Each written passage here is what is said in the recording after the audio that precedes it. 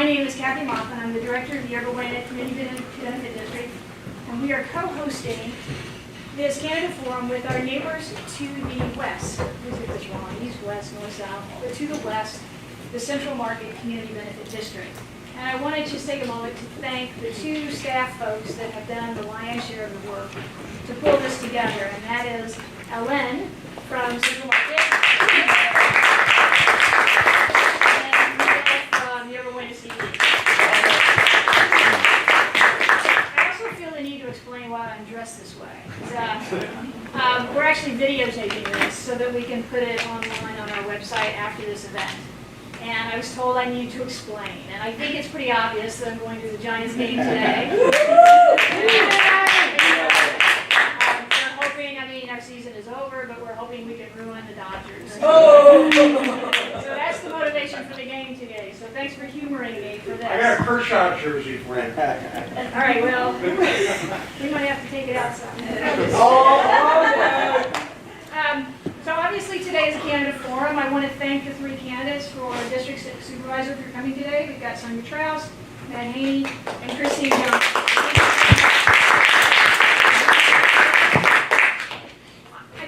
I want to mention that the Community Benefit District, both the Urban and Central Market, we do not endorse candidates. So our intent here today is to bring the candidates together to give you the opportunity to hear from them and to ask them questions. And I got to do just a brief commercial for the community benefit districts. We've been around, I don't know how long you guys have been around. We've been around since '08, and Central Market started a few years before we did. And both of us are really focused on improving quality of life and addressing any issues that are related to that. The majority of what we do is attempting to keep the neighborhoods as clean and safe as possible. So we have teams out on the street every day focused on doing that.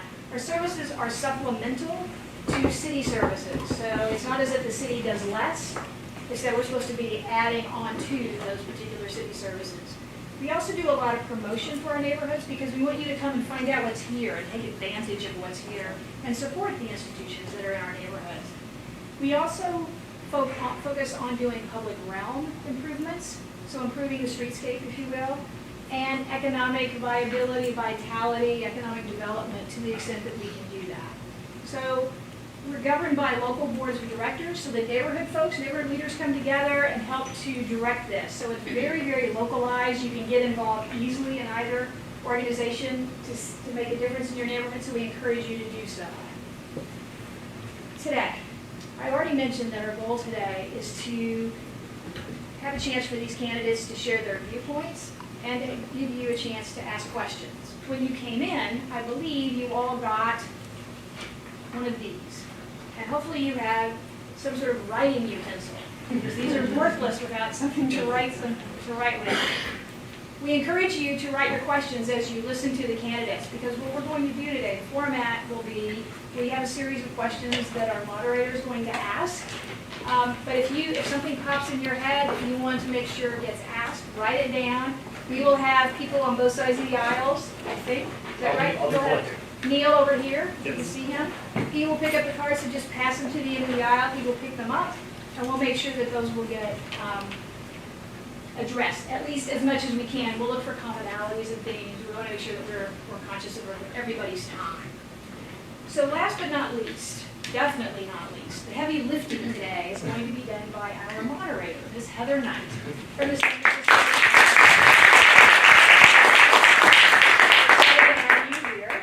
And I think that's enough of me. I'm going to turn it over to you. There you go. Thank you. All right, thanks everybody for coming out today. We have a big election coming up, and we'll just get started with, we'd love to hear some opening statements from the three candidates. If you can take a minute or two to explain why you want this seat representing District 6 at City Hall. And we'll start with you, Sonja. Thanks. Is it okay if I stand up? Of course. All right. My name is Sonja Trauss. I'm running for District 6. District 6 includes Soma, Tenderloin, Treasure Island, and Mission Bay. I'm running because we need an effective advocate at City Hall.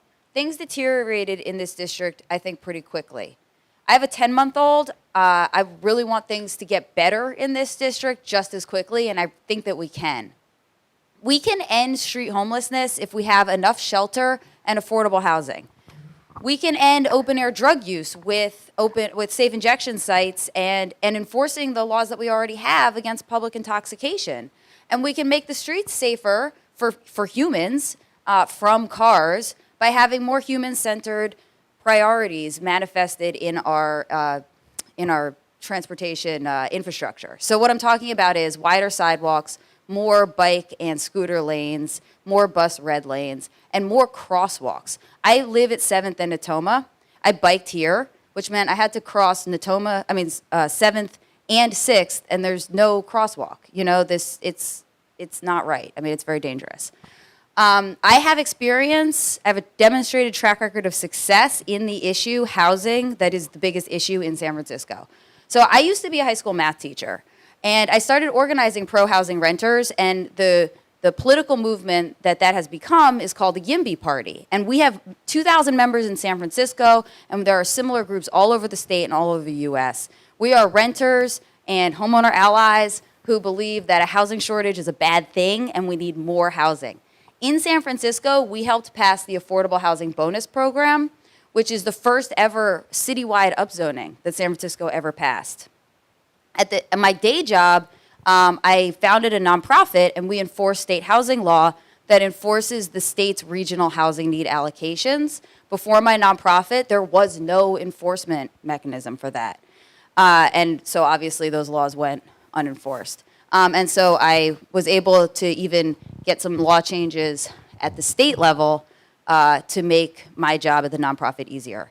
So I've had a lot of success as a regular person, and I think I can take this attitude and competence to the next level and help all of us in this district have a better District 6. Thanks. And Matt Haney. Well, first of all, thank you all for coming here early on a Saturday morning. Thank you to the Central Market and Yerba Buena CBDs for hosting and for all your work putting this together. And thank you, Heather, for moderating. My name is Matt Haney. I was born and raised here in the Bay Area, a lifelong Giants fan. Raised in a family that was really committed to public service. My mom is here. She raised me here in the Bay Area, worked in children's health care. My grandparents are still here in San Francisco who are educators. My sister's a public defender. I was really raised with that ethic that I had a responsibility to work to make my community better. I've spent my entire career here in the Bay Area in public service. I've been an attorney representing people who are facing evictions. I've worked in an organization called the Dream Corps alongside Van Jones, where we've been working on innovative solutions to problems like criminal justice reform and green jobs. And I've been on the school board for the last 6 years, serving as president of the school board and vice president of the school board. The first place that I lived when I moved to San Francisco was in the Tenderloin. I lived in District 6. I see the challenges every day that we're facing. San Francisco is one of the most creative, one of the most well-resourced, innovative places in the country, yet we're failing to live up to our potential. You all who live in District 6 see this every day. I walked over here from the Tenderloin. On the way, I saw people who were mentally ill, people who were suffering, people who were living on our streets, poop and needles all along the way. We are better than this. And I think in District 6, we know that a lot of the challenges that we face as a city are being concentrated in this area, and we're not getting the support and the resources and the focus to address those challenges. We need leadership in this city. It shouldn't matter what type of team you're on, what ideology you're representing. It should be about getting things done. That's been my track record. That will be my focus. I will be laser focused on the problems of District 6. As a school board member, they said we couldn't build a new school in Mission Bay. We're doing it. We're building teacher housing. We're actually delivering for our residents, and that's what we need from the next person who represents this district. We haven't had that, and I think that we need that for the next 4 to 8 years. That's the kind of supervisor that I will be. Thank you. And Christine Johnson. Good morning, everybody. Thank you guys for coming. Again, thank you to the Yerba Buena and Central Market CBDs for hosting. It's lovely to be in the Children's Creativity Museum. Thank you to my husband and my 2-year-old son, who we'll see how long he stays quiet for. So I grew up with a mom who was a nurse who worked 2 jobs But that wasn't enough. Every 2 years, we had to move in my childhood. So I had 8 different home addresses from ages 0 to 18. This is something that really impacted me and made me want to make cities in equitable, diverse places. I studied engineering, and I moved to San Francisco in 2004 and embarked on a 14-year career in public finance and also public service. Starting in around 2006, I was appointed to the Hunters Point Shipyard Citizens Advisory Committee, served in that for 8 years, went on to Office of Community Investment and Infrastructure, which actually governs some of what you see around you, and then was on the Planning Commission for nearly 4 years before deciding to run for this seat. I could have continued in that pathway, but I realized that you are never going to get people to care about the big things that we need to do to get more housing, get better transit, make this city more affordable if they feel like they're stepping over poop and needles and we can't take care of people who clearly need help. So my background is in being a detail-oriented, policy-oriented person. I'll give you an example of the type of successes and the way that I work. When I was on the Planning Commission, and I was actually pregnant at the time, but I was on the Planning Commission, and I thought to myself, why is it that all the childcare is in the West Side? I had friends who were parents all around me driving all the way across the city to drop their kids off and then coming back to go to work.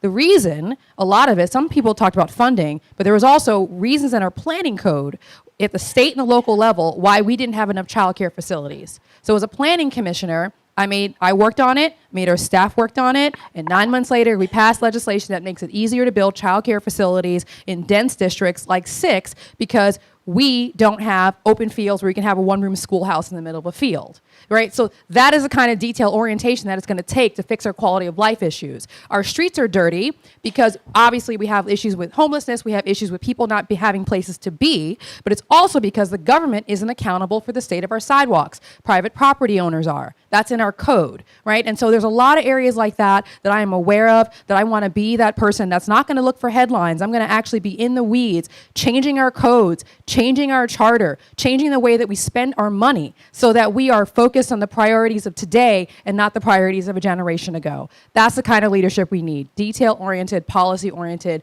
I want everyone to walk out of this room and know what the 3 candidates are actually going to do to help you. How are things going to change in the first year? That's what I offer, and I look forward to answering lots of questions. And thanks to you all for being here. And Caleb, I hope you last at least halfway through, you know? Okay.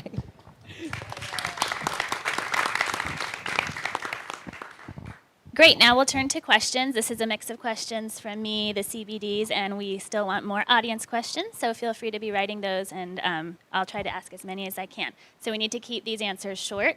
Helene in the orange sweater will wave at you, and it's 10 seconds to go. You have 1 minute for each answer.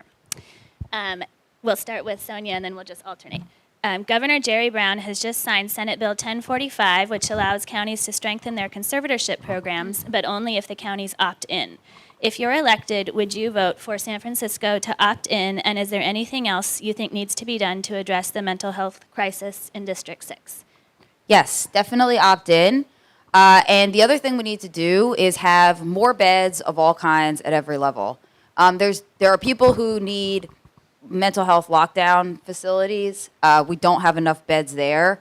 There was this thing in the paper that there were 50 more beds, but that's actually not true. There were only 26, and that's a very small amount. We also need beds in supportive housing, in shelter, in regular affordable housing, and market rate. I mean, in every single type of place for people to live inside, we are wildly constrained. And it's very complicated. People's lives are very complicated, but nobody's better off without shelter. So this is something that has to be the foundation of all of the social changes that we are going to make. And Matt? Yes, I think we should opt in. I mean, there are, and you all know this, you see folks around your neighborhood who are very severely mentally ill, who are a threat to themselves in some cases and to others. Those folks should not be on the street, and they should be in a place where they can get help, and they're not going to be able to go and access it on their own. So I do think we should opt in, and we should be smart about how we do it. We also need to recognize that the problem is much bigger than that. You know, as Sonja said, there are a lot of people who would actually voluntarily take services or supportive housing who are on the street right now and not getting access to it. They're cycling in and out of our shelters, and instead of using our shelters as actually an entry point and to on-ramp people onto greater support and for mental illness, sometimes they can't even afford the medications that they have. I talked to a guy on the street who I know yesterday who was asking me for money so he could go get a medication that he needs because he's mentally ill. So let's get the basics right, too, as we deal with the more severe set of folks who need help.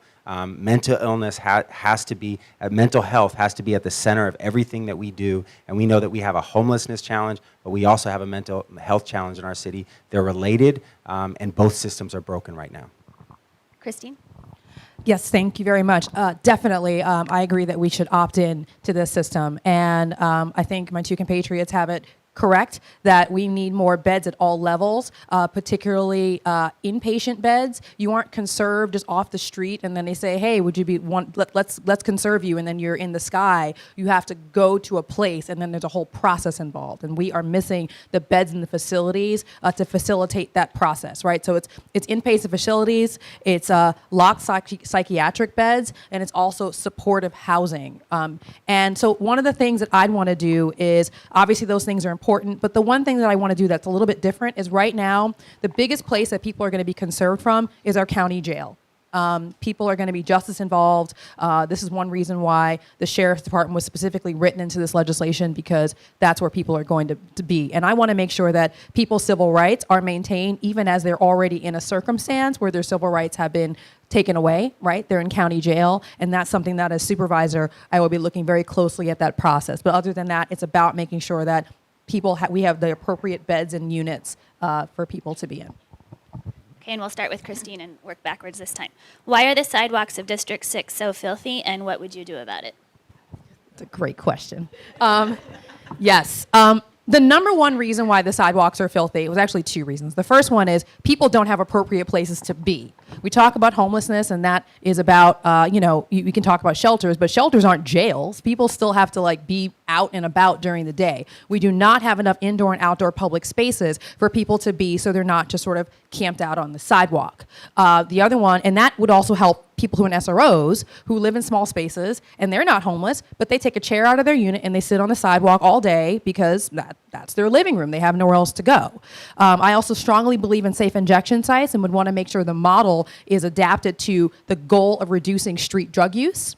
And then finally, I strongly believe the government needs to be accountable for the state of our sidewalks. I love our CBD partners, and I'm not saying they should go away, but right now, private property owners are the ones that are responsible for the sidewalks. And it's one of the reasons why you go up to the Gold Coast, and it's lovely, and you can eat off the sidewalks practically, and down here, not so much. You can't do that. And so I want to make sure that the government is accountable, which means that we would invest more in pit stops, we would invest more in street cleaning, we would invest much more in having regular schedules for cleaning and for making sure that the outsides of our buildings and our sidewalks are clean. All those things would happen if we actually were accountable for the results of clean streets. And that's something we can change in our codes and we can in our budget, and we can do it.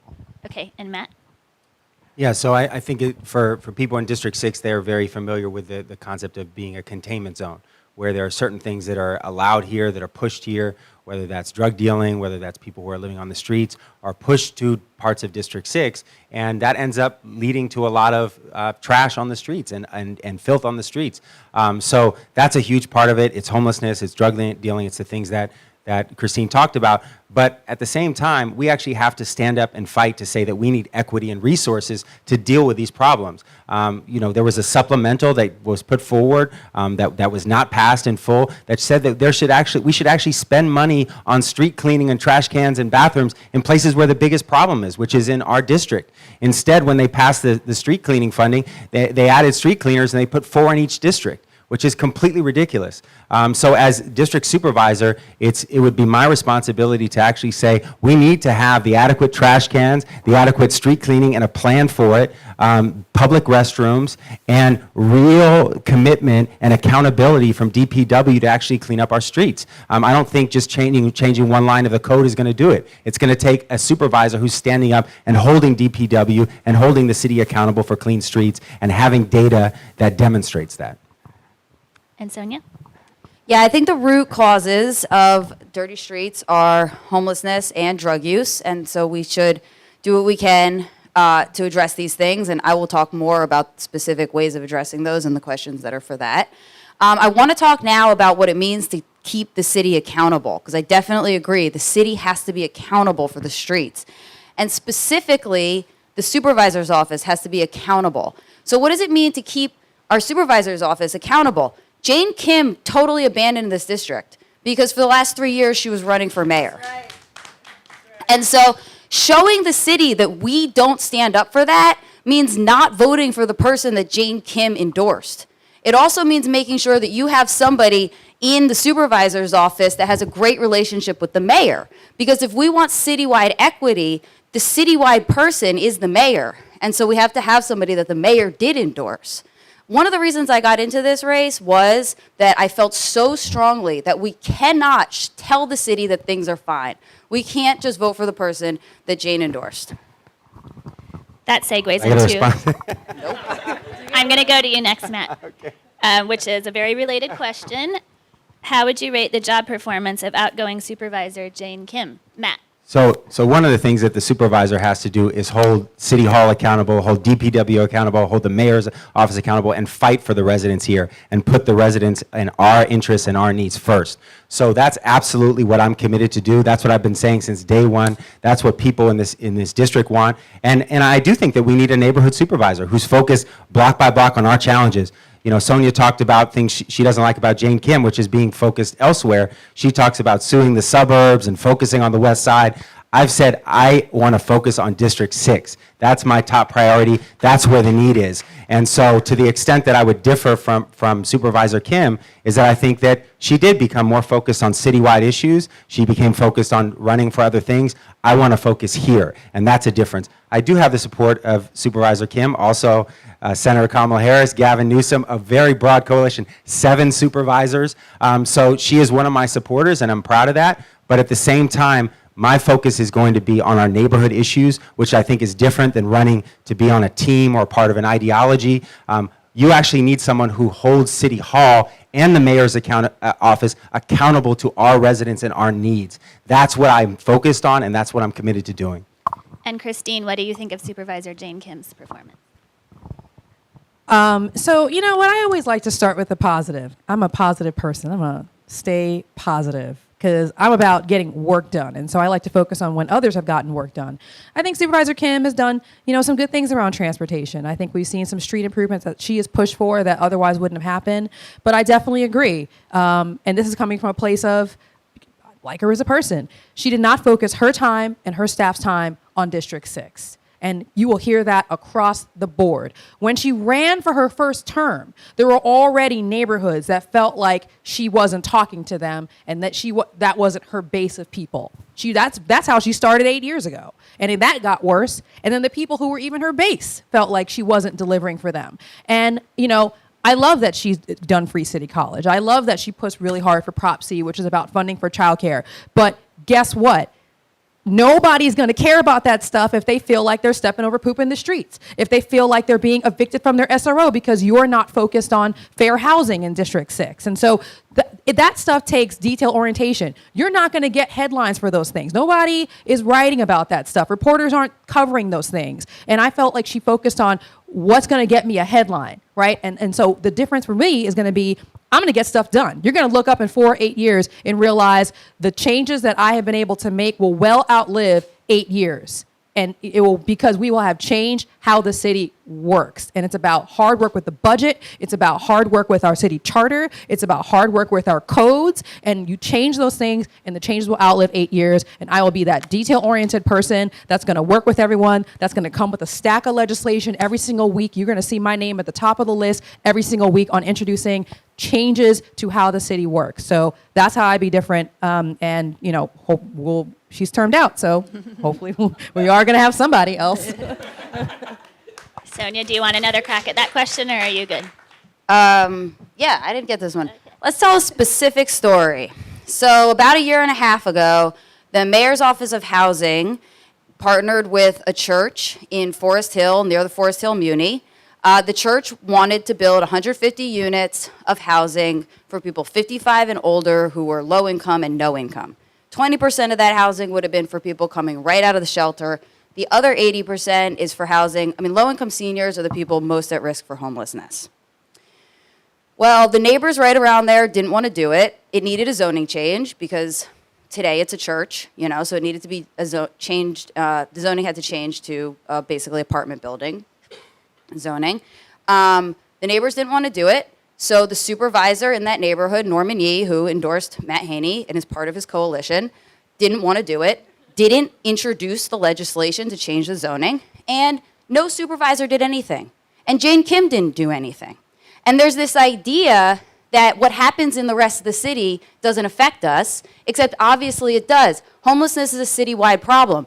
Jane Kim should have been representing her constituents and introduced that legislation, because guess what? The people who would have lived there if it was built live here now. They live in shelters now. They live on the street now. They live in SROs that are inappropriate for the age that they are and the level of care they need. So in order to solve our big citywide problems, you do have to have somebody that is going to have a citywide point of view. I can talk more about it later. Okay. This question from the audience sounds a lot like emails I get every day from residents of San Francisco who say they complain to City Hall, the mayor's office, their supervisor's office, and never even get so much as a response. Maybe an automatic, I received your message, but that's about it. So this is the question. What are you going to do about the homeless living on Jesse, Natoma, and Minna? They are trashing our neighborhood with filth, feces, urine, and drug use. I'm tired of picking up dirty needles after them. What will you do to rectify this? And we'll start with Matt. Go first again. Sure. So, I think that responsiveness has to be the number one focus for the next supervisor for District 6. We get more 311 calls. We get more calls and emails into that office than many of the other supervisor districts combined. And people need to have that responsiveness that we are fighting for them and addressing their neighborhood issues. I think especially when we look at what's happening on many of the alleys in our district, there's zero accountability. There's zero focus on actually responding to the residents about a plan so that they don't walk outside and have 20 drug dealers and needles all over the block every single day. So it's the responsibility. What I would do is not only be continuously responsive every time somebody contacts the office, but also be the one that holds everyone accountable to a real plan. I would bring together DPW. I'd bring together the police department. I would bring together the residents on that block.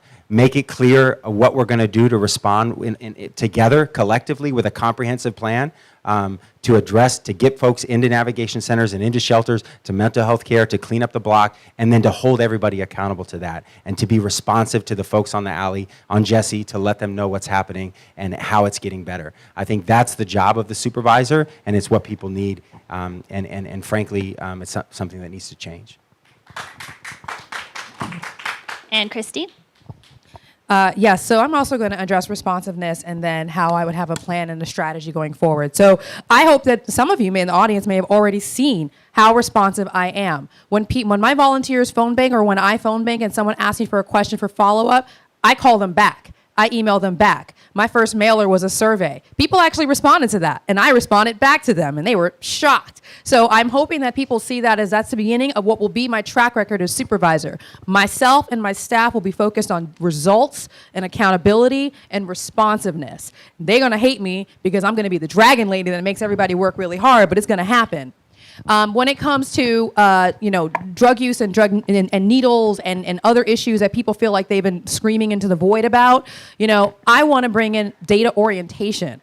I want to talk about having metrics on decreases and how many needles are picked up by the CBDs. Many of them already track that metric. I want to talk about decreases in the number of 311 calls and talk about how can we align our systems to get to those metrics. So for example, I've been talking about having a standing hot team in mid-market. I think that will reduce some of the metrics around drug needles, 10 encampment calls. Those are the sorts of things where I'm literally going to have a board in my office that talks about these metrics monthly. I'm going to report them out to people so people know how I'm doing. And I'm going to be talking about what strategies am I using every single month, every single week to decrease incidences of those calls. And of course, accountability and having responsiveness. So these things we are talking about are not going to be solved overnight. Drug dealing, as an example, is something that is going to require cross-county collaboration. Many of the folks who are arrested for these crimes, which if you have drugs on you, it's still a felony. have committed crimes in other areas, and their home address is not in San Francisco, right? So it's going to take more than just a supervisor's office saying, I'm going to do this. It's going to take time, but I want residents to know that I'm accountable for it, I'm measuring it, and they're knowing what progress I'm making. And I think that's going to be different than what they've seen the last 8 years. Let's try to remember to keep the answers to a minute because we're getting lots of questions from the audience, so we want to get as many in as we can. Sonja? Yeah, so I live at 7th and Tacoma, so I'm very familiar with exactly these blocks. And I work on Mission Street, basically like 9th and Mission. So pretty much no matter how I walk to work, I'm walking by all this stuff every single day. We need carrots and sticks. I actually think in San Francisco we love sticks, and we're not doing a good job of carrots generally. The carrot part of this is enough shelter so that everybody can live inside, and shelters that don't kick you out during the day, which is something Christine talks about. Also safe injection sites, right? Because these behaviors that are happening outside, we need to have places for some of the behaviors to happen inside. Then, and I'll tell you, one of the places that I'm looking at for all of this new shelter, because we need 2.5 times as much shelter as we have now. It's doable, like financially, we can easily do it. The top floors of the MTA parking garages, my nonprofit actually. Sorry, you're at 10 seconds. I'm going to start enforcing. Oh, okay. Well, there's 21 parking garages. They're all underparked, so we can put up shelter. And then there has to be a police partnership with this. Once we have shelter and safe injection sites, we have to bring the police in and let them help people understand that we're going to get serious about not letting people inject and sleep outside. Relatedly, it seems to be the city's unofficial policy to allow open-air drug use on our streets. Police walk by, people shooting up all the time, and just keep walking.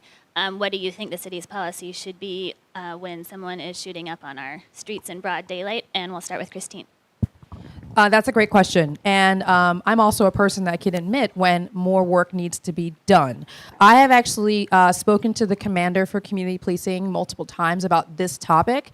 And they even tell me that they still need to do some work around what's going to be their process. If someone literally has a needle in their arm, like, what is the procedure to get them off the street or to move them somewhere else, or what do you do? I did not get a clear answer on that. I think that's something we're still working on. The one thing that I will focus on is with safe injection sites, and I'll keep it brief. When I went to the model in Glide, they mentioned that they did not have a specific metric around their success being measured in terms of reduction in street drug use. I think that's a problem. I think whether the answer is maybe just keep them open 24 hours or have outreach teams or some other strategy, that needs to be a measurable goal for safe injection sites. And then I want to continue to work with the police department and others on what do you do with people actually using on the street. Like if they're actually using, what is the process for doing something? I don't think we have that clear right now. And Sonja? Yeah, I think I'm the only candidate that's been actually explicit that we have to start enforcing these laws. So yes, the police department, they want to figure out some way to do it safely. And this isn't about criminalizing drug use, right? Drug use is definitely a public health problem. This is why we have to have the safe injection sites along with it. That said, we can criminalize drug use outside. It's already illegal to be publicly intoxicated. And I think the police have been very discouraged. They feel like, oh, what's the point of arresting someone? They're not going to get a charge. Well, you don't need to get charged to be disincented from getting high outside. And we can bring in all the harm reduction folks. You know, if the police figure out what exactly their procedure is to arrest people while, keeping themselves safe, we can make an announcement in 6 weeks. This is no longer going to be allowed. In 6 weeks, there are going to be sweeps, and make sure that the harm reduction folks know about that and can help out spreading the word. No one needs to ever be arrested for actually injecting outside, as long as people know that there will be a day when it is no longer acceptable. So this is obviously a shameful reality across District 6. There are three things I would say. One is we have to keep on pushing to make the safe injection sites happen. Right now, if you come across somebody who is injecting openly, to have no solution for them is a ridiculous situation. We need to have safe injection sites. It is a solution to get the use off the street and also get people help. So we need to have supervisors who are really pushing on that. The second thing is we need more street outreach. This can't all be put on the police. Right now, the police go up to folks and they have nothing to do because their only option they're given is to arrest them or tell them to move along. And neither of those are a solution because they're moving from there to just somewhere else in front of somebody's doorstep. So we need folks who are out there talking to people about the support that they can offer, about getting into treatment, about actually getting support. There are a lot of people who are using on the street who do want support. And that's the third thing, is that we need to have adequate treatment programs, residential treatment. It works, and there are a lot of people who are willing to take it who are not being offered it right now. And so I would like to see that get 10 greater seconds. support at the same time as we have folks who are out there doing the street outreach. Our police have a role, but they are not going to solve this problem on their own. They need folks out there who are public health professionals, who are health professionals, who can also address some of this use that's happening on our streets. This is a good question from the audience. I live 1 block away and can see 3 parking lots and several empty buildings. How will you get housing built, underlined, not just approved in District 6? And how will you get shelter beds built citywide, not just in District 6, as soon as possible? Sonja. Thank you. This is my area of expertise. So the way that we are going to get more shelter and more housing, it's really a political problem.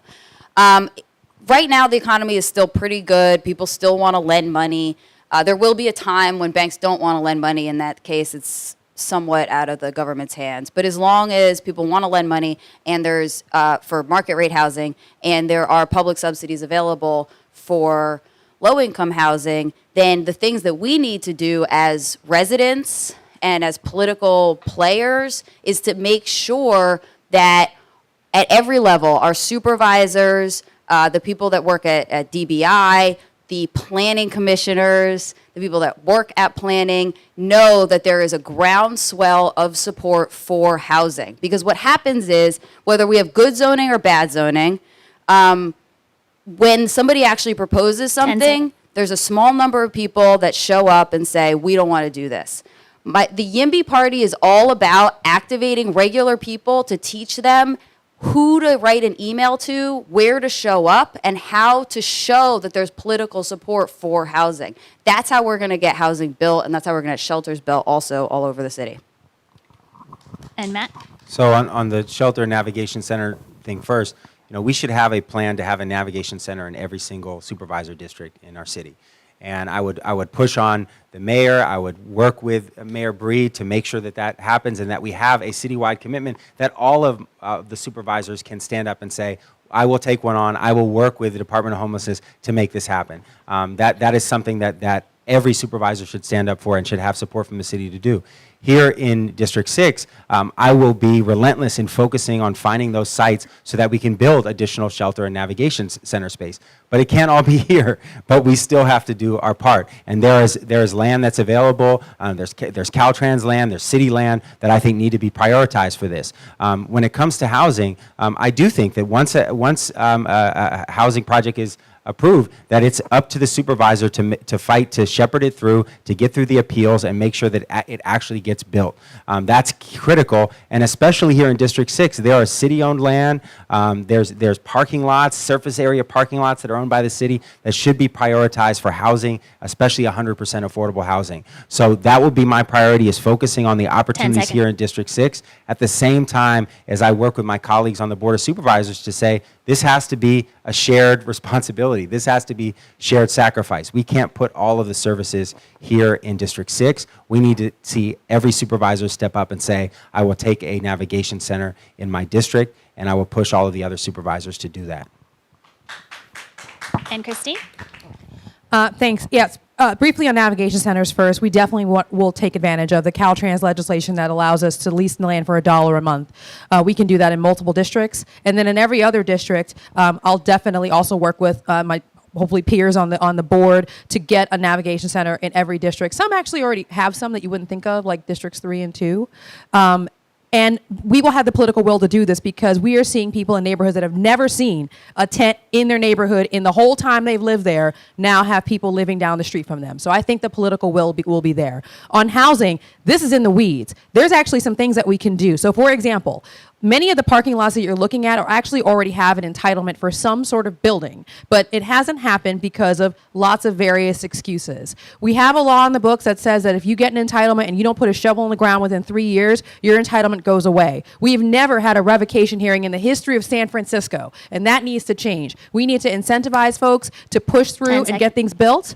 And then we also need to make sure there's accountability around the rest of the public process. I appreciate YIMBY and the activists for coming to the Planning Commission and other public forums to put pressure. But guess where there's not a public forum? The PUC and the fire department, which have really big pieces to do with after entitlement, getting things built, and they can delay a process for a very long time. And I promise you, if you go to a fire commission hearing talking about some housing, the fire commissioners will be like, huh? Right? So we need to create some public vision and accountability around these other departments that are very related to why housing isn't being built in San Francisco. And this is a question from the audience.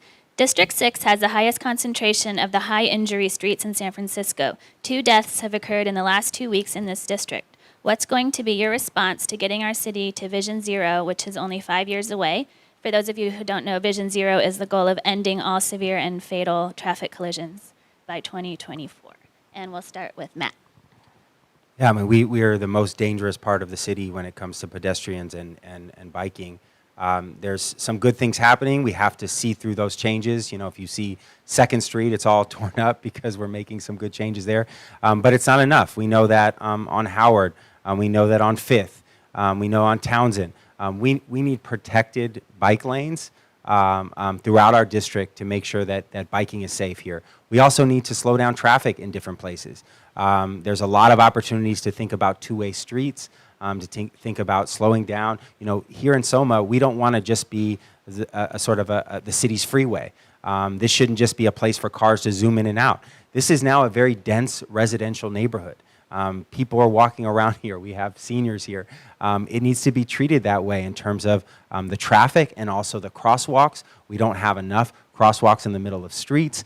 There's a lot of changes that need to be made across District 6 to make biking and walking much safer. 10 seconds. Proud to have the #1 endorsement of the San Francisco Bicycle Coalition. There's a lot of work that we can do across this district, especially in South of Market, and I would lead the fight for that. And Christine? Just like to make a note that my son made it all the way to now, and then they just Good walked out. job. Yay. Good job. All right. So yes, I strongly believe in Vision Zero. I talk a lot about making this district safer for families and for seniors, and being able to cross the street without getting hit by a car is the #1 way that we do that. So there's a couple things that I'd want to push immediately. There's a lot of things. Matt spoke about a lot of them. Red light cameras. We've been trying to get those for a while. State legislation prevents us from doing that, but I think that we have the state delegation right now that will help us get it through. Red light cameras and street block the box enforcement is going to be the thing that is really going to make crossing the street safer. Beyond that, you know, really implementing the rest of the bike lane plan. I was also endorsed by the Bike Coalition. That's going to help get bikes on the street and scooters. Right? Getting scooters off the sidewalks is going to make the environment safer for everyone. And then finally, I think we need to think a little bit more deeply about some of our our traffic planning. 10 seconds. I believe that there are streets that need to be 2 ways, that are 1 ways today. I know Ms. Trauss disagrees, but we'll just have the battle of the traffic engineers when, you know, one of us gets into office. But I think right now we have too many streets like Folsom and Howard that are basically highways through Soma, and it's very unsafe, and we need to change our traffic planning in the city. And Sonja? Yeah, on the topic of 1 ways versus 2 ways. So we have, Folsom, Howard, we have these streets that are 4 lanes of traffic in one direction. And the idea of saying change that to a 2-way, that idea is 4 lanes of traffic in one direction is bad because it's very fast, so we should have 2 lanes of traffic in each direction. That's not the idea. The idea is to make 4 lanes of traffic into 2 lanes of traffic. And when we have 3 or 2 lanes of traffic into 1 lane of traffic. And then everything can be 1 way, because if we're taking space away from cars and we are making all of the traffic lanes narrower, then 1 ways aren't scary surface highways. There are 3 advantages for 1 ways. 1, when you cross, you only have to look 1 direction. I'm serious. Try crossing, walk Natoma, cross 5th or 6th, which is 10 2 seconds. ways, and see how you feel compared to crossing 7th. It is so much safer crossing 7th because you only have to navigate, one side of traffic. The other thing is you never have to make a left turn against oncoming traffic if you have all one-ways. But the greatest thing is if you have all one-ways, then you can put in timed lights. And we all talk about slowing traffic down. If slowing traffic down means people are honking and stressed out because everything's blocked, then people are going to be mad. But if you have timed lights, then traffic can go a safe 18 miles an hour, and drivers are hitting every light, and everybody feels good. Okay, I think That's my big vision. cool. I never knew so much about one-ways. Okay, and somebody from the audience said this, and I agree, that all of you sound remarkably similar. How can voters differentiate? Can you take 1 minute to each give us one thing that you're proposing that your opponents are not, or some other major difference between you and the other two? And we'll start with you, Sonja. Yeah, the thing I'm proposing that no one else is proposing is to legalize affordable housing all over the city. Currently, in the last 10 years, District 6 built half of the city's affordable housing. District 10, which is the Bayview, Potrero, parts of Dogpatch, built 30%. So in 2 districts, we have 80% of the city's affordable housing, which means a couple things. One, there's fewer and fewer lots that are available to nonprofit developers in those areas. And 2, it's actually very unfair to people who qualify for affordable housing because you might want to live in a neighborhood by the beach. All of our neighborhoods should be accessible to people who maybe have no income because they're old or on disability, or low income because they have a low-wage job and they have a family. San Franciscans, I think, believe that they believe in integration, but our land use code does not show that. This is a time when you can vote for somebody that's going to do something really ambitious and say, San Franciscans, let's actually walk the walk. Let's legalize affordable housing all over the city. The reason that I say that affordable housing is illegal is that affordable housing has to be apartment housing. And in 80% of the city, you cannot build apartment housing. You can build like a duplex.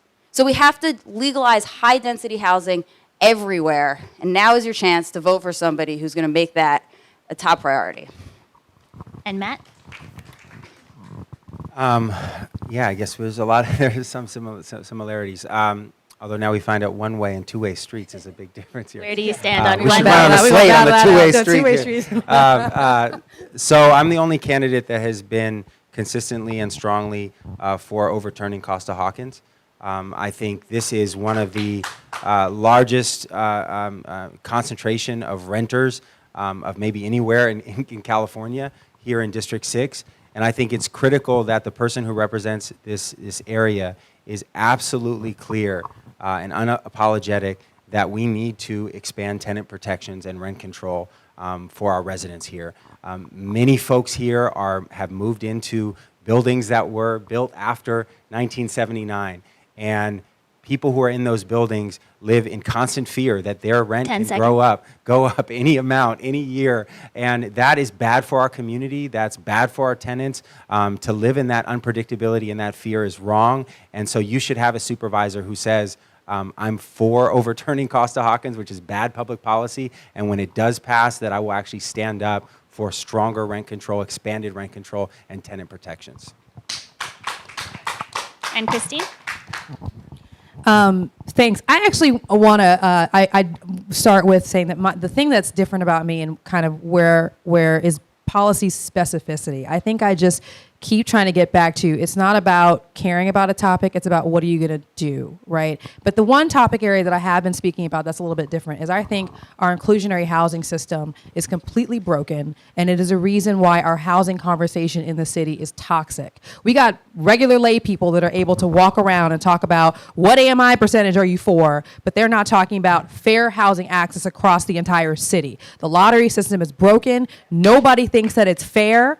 And it makes all housing more expensive other than the select housing that people can like win through a lottery. So that's the one thing that I'm talking about, seriously reforming and changing to be unrecognizable, that I seconds. think will have a huge issue. The other thing is just more with my remaining 10 seconds. I just want to hit home on this. I know you guys sound like, you may seem like it's all similar and we're saying the right things, but again, listen to what we are saying about proposals, right? When you get on the board, you're going to get your time with your colleagues. You're going to get your time with the mayor and agency heads, and they're all going to ask you, okay, supervisor, what do you want to do? And if you don't have ideas, they'll just run you around in circles until the end of your term. So you have to come with specific legislation, and some ideas will go faster than others, but you got to keep coming. You got to keep coming with specific things, and people will work on it, and it will get done. So I hope that's something that people are taking away from today and from other debates and forums that we've been part of.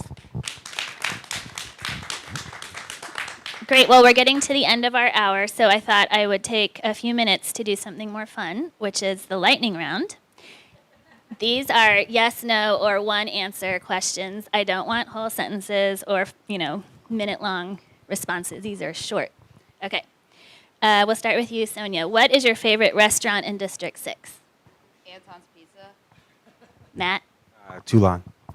Christine? Ooh. I have so many. Okay.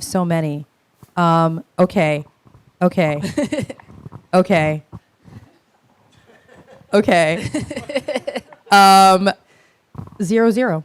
Right here, right down the street. All right. And Christine, we'll start with you and go backwards. What is the last book you read? The last book I read was The Warmth of Other Suns. Matt?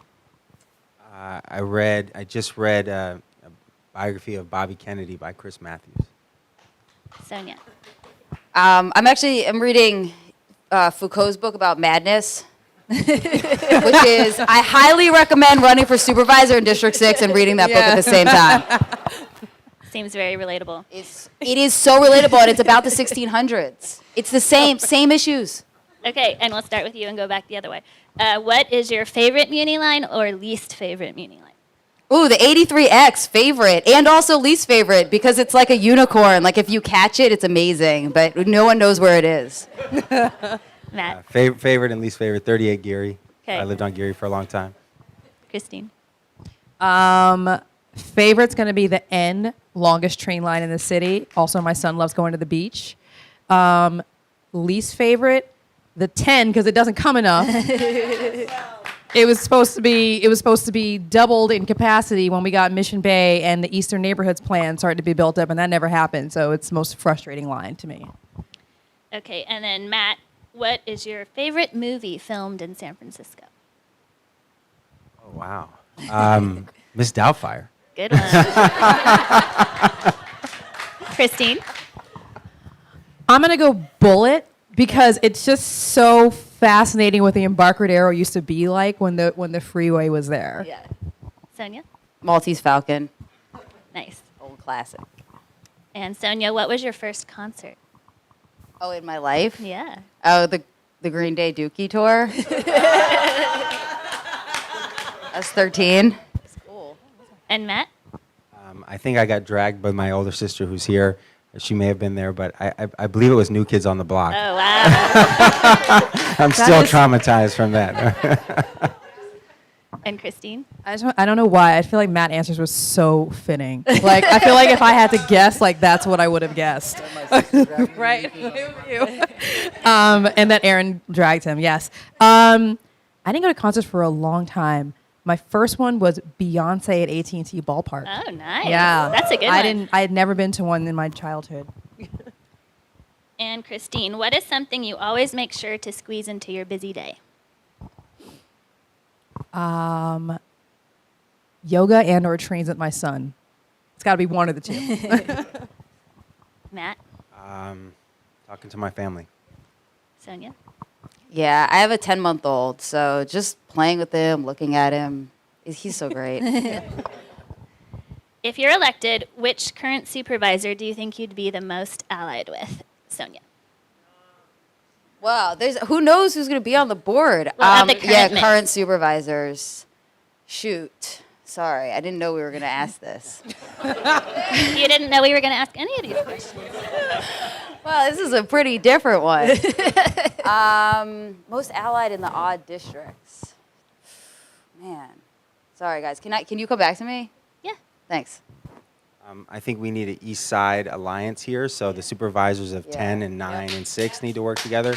So I think that'd be Supervisor Hillary Ronan, and I hope Supervisor Shaman Walton. Christine? I agree that 3, 10, 9, and 7 need to work together. A little bit of 11 out there, with the ghost. So I will say, man, over half the board's going to be different. Just about half. That is so interesting. I'm not sure. D10, Shaman or Theo would be fantastic. We're going to get a lot of stuff done. There's a lot of things we need That's to work not on current. together. I know. I know, but it's answer like 2 if we answer future. well, but it's going to be that the time and the issues are going to. I mean, if half the board weren't up, then it wouldn't matter. But it's going to be totally different, and those people are important. I think I stumped you guys. Okay. Yeah. that was never a answered. I can stumper. answer. So as a practical matter, probably 11. But actually what I really want is 1. Because the YIMBYs are super strong out in Sonja Trauss district. Yeah. That's our best organizers out there. So, and Sonja Trauss, sorry guys. So her constituents want parking, right? So I think there might be an opportunity if we can build 8-story parking out there, then no one can say no to 8-story housing. So I want to see if Wow. we can get that going. 8-story parking garages in the Richmond. You heard it here first. Okay, I think that's the end of our time, but we have time for closing statements from each of our candidates. Keep it to 1 minute, please. And Christine. Thanks so much, you guys, for being out here. Really appreciate it. Saw some laughs, heard some clapping. So I'm hoping that all of you got something out of today. Just going back once again, I'm a policy-oriented, data-oriented person. I could have continued my service to the city on various commissions. I was the San Francisco director for SPUR, which is an urban policy think tank. But I realized we need to have detail-oriented changes. Like we need to change how we talk about our budget. It's going to be wonky, nerdy stuff. And when you read the Chronicle articles about it, you're going to be like, huh? But I promise you, you will look up and your lives around you will be different. I think this is the kind of leadership that we need today. You can check out my website, Christine for Supervisor. I've got a lot of my proposals up there. And if you email me, I will answer you. So, tell a friend about today. This is going to be up online. Make sure that they watch this. I want people to understand, what are their potential supervisors proposing to do. And thanks, you guys, for your time and for being out here today. And I also want to thank you all for being here. I want to say something specific about Yerba Buena and Central Market, which is that this is now a very dense residential neighborhood.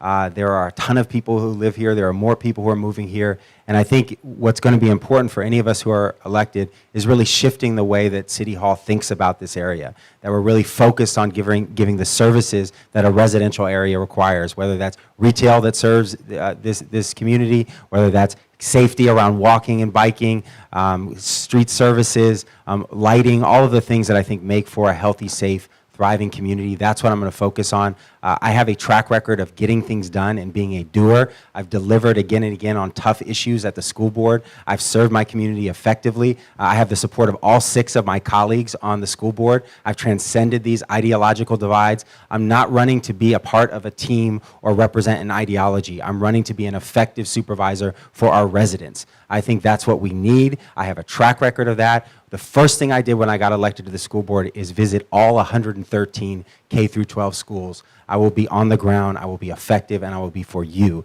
That's what I think that we need from the next District 6 supervisor, and I'd love to have your support.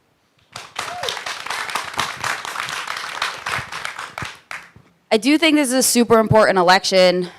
And it is hard to see. I mean, even up for me, we do all of these events, and I'm like, oh yeah, that's true. That sounds smart. That's pretty good. We've talked a lot about accountability today, and I really want to emphasize that actually the people that keep the supervisors and the departments accountable are you guys. This is a job interview, right? You're the voters. So you're the ones that have to keep the local government accountable. And so what you have to do with that is look at history, look at records, and then make guesses about how things are going to go forward. I really think that the biggest problem with Jane Kim was that she was running for mayor for way too long. Not just the last couple years, but really her whole time. And when she was on the board of on the board of education, she was running for the board of supervisors.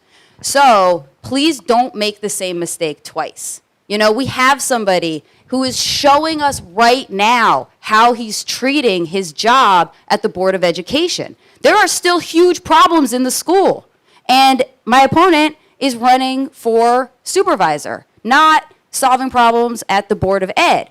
And so when he's supervisor, I think it's pretty clear what's going to wind up happening at the end of his term. Again, the same thing that Jane did to us.